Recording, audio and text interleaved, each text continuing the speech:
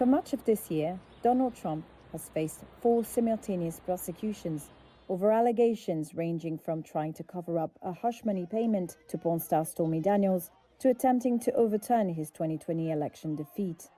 He pleaded not guilty to all charges and cast the prosecutions as politically motivated. So what happens now that he's won the US election? Trump faced 4 charges in federal court in Washington.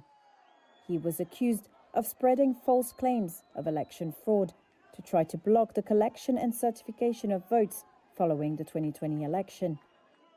He was also charged with unlawfully holding onto classified documents after his first term ended in 2021 and obstructing efforts by the US government to retrieve the records.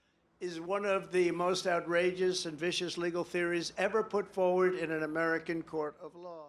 However, all charges were dismissed in July after US Special Counsel Jack Smith, who led the federal prosecutions in that case, was found to have been improperly appointed to the role and did not have the authority to bring the case. Smith's team is appealing to the ruling, but Trump's vow to fire Smith immediately upon taking office likely signals the end of the case. In May, a New York jury found Trump guilty of falsifying business records tied to the Daniels payment. That makes him the first former US president convicted of a felony. His sentencing is currently scheduled for November 26, before he's sworn in.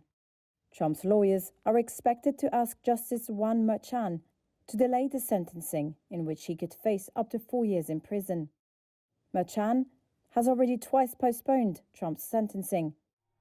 That was in part due to a July US Supreme Court ruling finding that presidents have broad immunity from prosecution over their official acts. Based on the ruling, Trump argues the case should be dismissed. He has vowed to appeal his conviction once he's sentenced.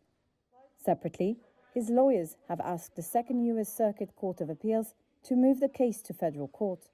Such a move, if successful, could create new legal obstacles for the case.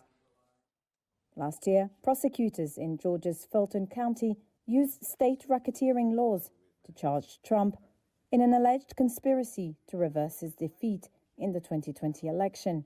The election was a rigged election, a stolen election. Trump will not be able to end the prosecution, but his lawyer will seek to pause any activity related to him. They will argue that a president should not face the burden of a criminal prosecution while in office.